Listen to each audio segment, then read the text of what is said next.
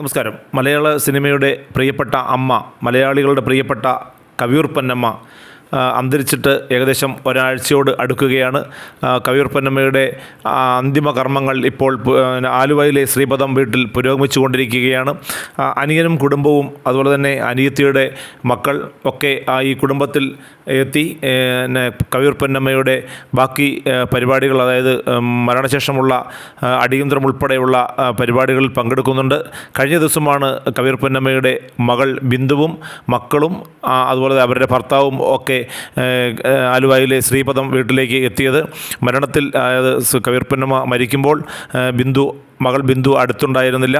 അതിനെതിരെ ഒരുപാട് വിമർശനങ്ങൾ ബിന്ദുവിന് ഏൽക്കേണ്ടി വന്നു. എന്നാൽ അതിന് രണ്ടാഴ്ച മുമ്പാണ് ബിന്ദു അമേരിക്കയിലേക്ക് പോയത്. അത്യാവശ്യമായി കുട്ടികളുടെ ചില കാര്യങ്ങളുമായി ബന്ധപ്പെട്ടാണ് ബിന്ദു അമേരിക്കയിലേക്ക് പോയതെന്ന് പിന്നീട് അറിയിപ്പുണ്ടായി.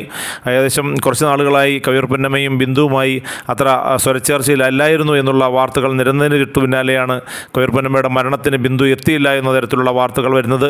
ഇതോടുകൂടി ബിന്ദുവിനെതിരെ വലിയ തോതിലുള്ള പൊങ്കാലകൾ നിരക്കുകയുണ്ടായി. പക്ഷേ അവർ തമ്മിൽ മരണസമയത്ത്, അതായത് അവസാന നാളുകളിൽ അത്ര വലിയ പിണക്കമൊന്നും ഉണ്ടായിരുന്നില്ല എന്നും ബിന്ദു കവിയൂർ പൊന്നമ്മയുടെ വിശേഷങ്ങൾ, അസുഖകാര്യങ്ങളൊക്കെ ചോദിക്കാറുണ്ടായിരുന്നുവെന്നും കവിയൂർ പൊന്നമ്മയെ ചികിത്സയിലേക്ക് നയിക്കാനുള്ള കാര്യങ്ങളൊക്കെ ബിന്ദു നടത്തിയിരുന്നുവെന്നുമൊക്കെ ബന്ധുക്കൾ പിന്നീട് പറയുകയുണ്ടായി. എന്തായാലും മരണാനന്തര ചടങ്ങുകളിൽ പങ്കെടുക്കുവാൻ ബിന്ദുവും കുടുംബവും തന്നെ എത്തിയിരുന്നു. ബിന്ദു എത്തിയപ്പോൾ കവിയൂർ പൊന്നമ്മ വീണ്ടും ആ വീട്ടിൽ എത്തിയത് പോലെ തന്നെയാണ് എന്നാണ് കവിയൂർ പൊന്നമ്മയുടെ അനിയൻ, അതായത് ബിന്ദുവിൻ്റെ ഇളയച്ചനും അതുപോലെ ബാക്കി ബന്ധുമിത്രാദികളും ഒക്കെ പറയുന്നത്.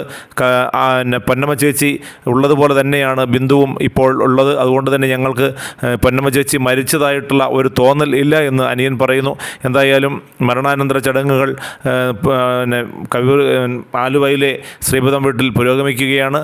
അസ്ഥി ഒഴുക്കുന്നത് അടക്കമുള്ള ചടങ്ങുകൾ പൂർത്തിയാക്കിയ ശേഷം മാത്രമേ ഇനി ബിന്ദുവും കുടുംബവും അമേരിക്കയിലേക്ക് ഉള്ളൂ എന്നാണ് ഇപ്പോൾ പുറത്തുവരുന്ന വിവരം.